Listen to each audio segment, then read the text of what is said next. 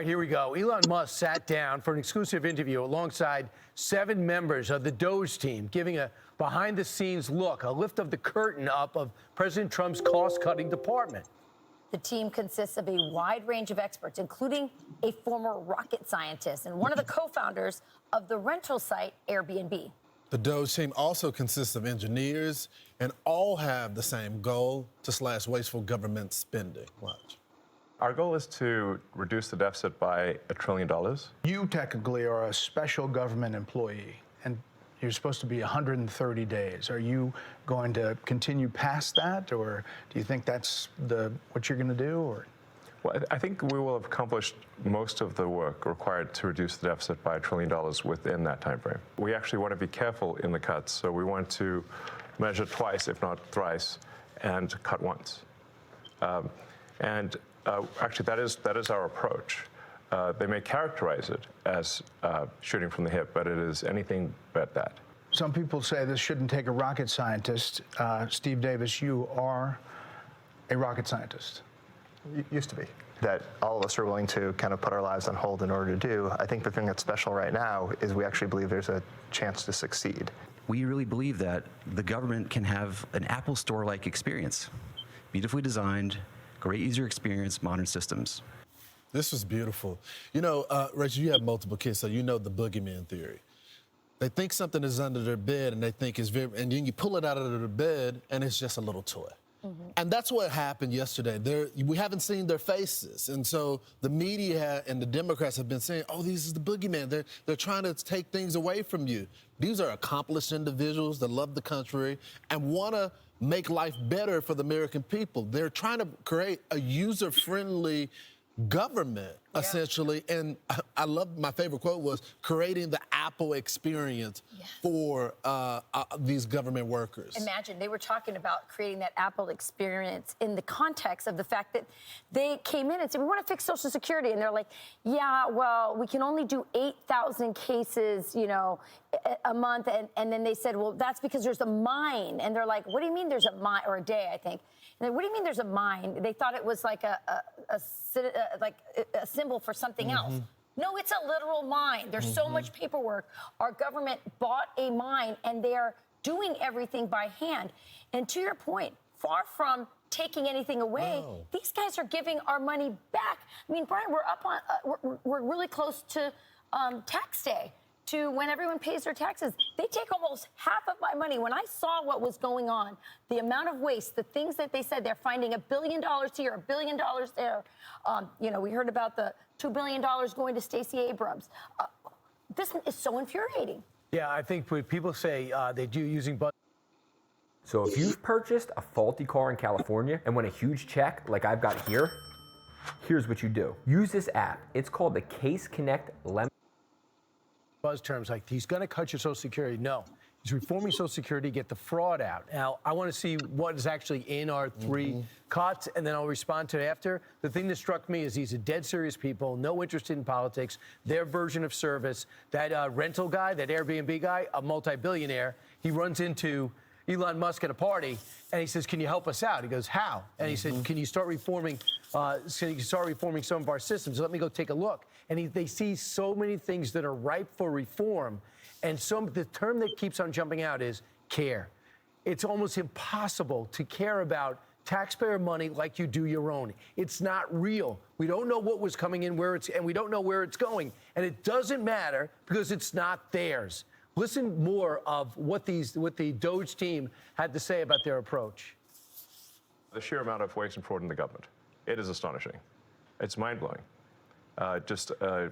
We routinely encounter wastes of $1 billion or more, casually. The first thing that got me really excited about DOGE was learning basically the state of government computers.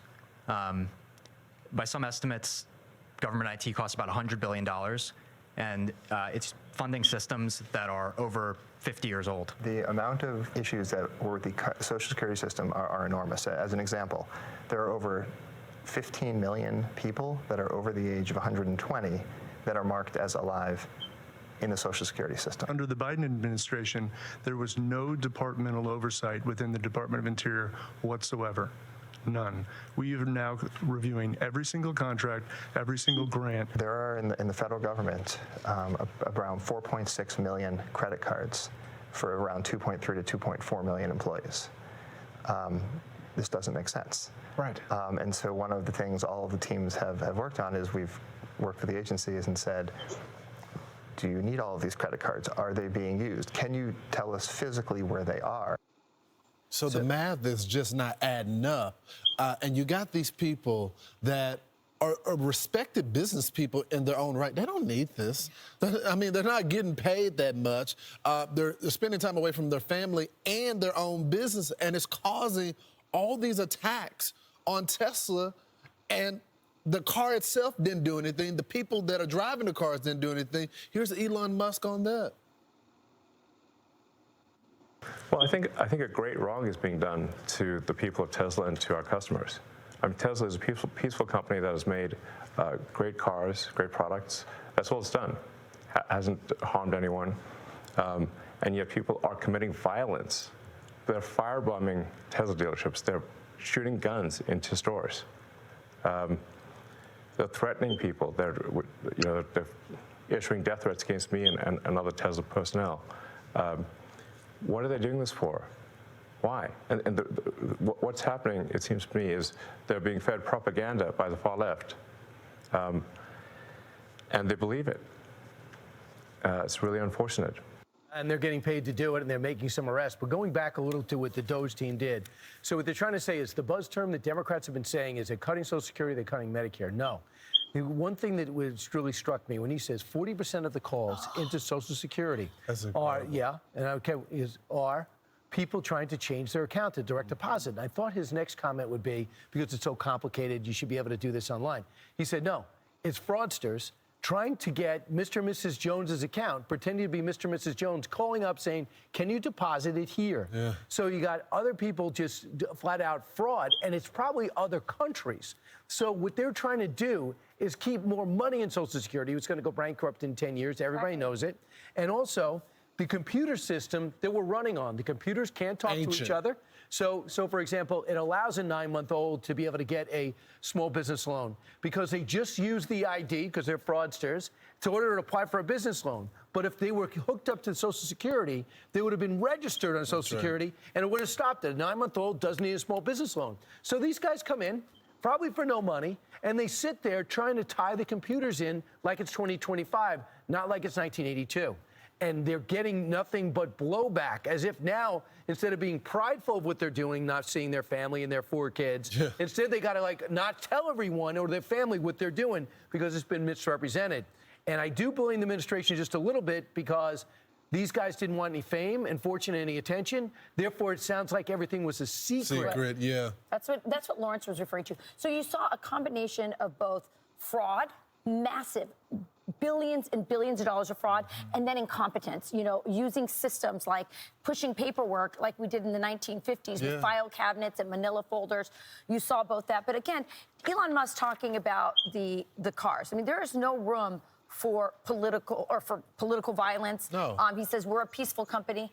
I'll say this. What they're mad about, for the most part, is the fraud he's uncovering. That's right. They're mad because there was a money laundering scheme where, like, for example, I'm going to bring up the Stacey Abrams thing because I think it's really instructive. $2 billion. She had $100 in the account of this thing and suddenly gets an injection of $2 billion. For what? What is she doing? How did she get that? This has been going on for a long time. They're laundering money.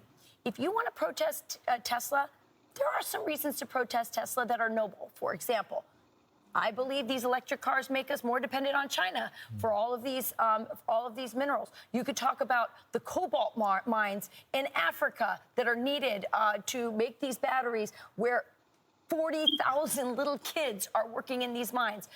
Those are noble reasons to oppose Tesla or the electrification of all of these vehicles and this movement. But uncovering fraud? No. Go to the Prius dealership. How about that? That might be a good way to start. Just the electric car in general. This is a totally American company. And we're finding out, too, with the arrests that they're having, like this guy, Paul Kim, he got hit with arson, destruction of property, possession of explosive device. They're going back to communists and Palestinian movement, all working It's all together. connected. And when you go to your thing, Elon Musk keeps pointing us to the NGOs. They keep pointing us and saying they've been making so much money, these NGOs, and they are taking them down. They're making them validate their existence. They can't do it, so it's all coming down. And when you take something away from people that are cheating the system, they have nothing to lose. And that's what we're witnessing. And I got to give Musk so much credit. He just stares straight ahead and he keeps going. He does a great job of masking his emotions. He only owns 15% of Tesla, people. You're not hurting him. You're hurting the different pension funds and different funds around the country that looked at Tesla as a solid investment. And now all of a sudden it looks like it not be a solid investment because of the massive attacks. Now, some 18-year-old who's got an electric car in a senior year in high school, the parents don't want to let her take it to school because it could be targeted on the street It's also so by some stupid lunatic. because Tesla's not taking a position. Elon is taking a position. Right. They keep comparing this to Bud Light, saying, "Oh, this is what you guys did." First of all, we didn't set Nobody set Bud Light on Bud fire. Light on fire. Number two, it was the company of Bud Light that took the position. This is It wasn't the owner of it doing stuff for the government. I love that Brian brought up the NGOs again. When we were all looking at the border, what did we find at the bottom of this? NGOs That's making right. money. NGOs making the Catholic Church, Lutheran Catholic Church, charities. Catholic charities, Lutheran charities, Jewish charities, all of them. And they on don't the want to let team. you in.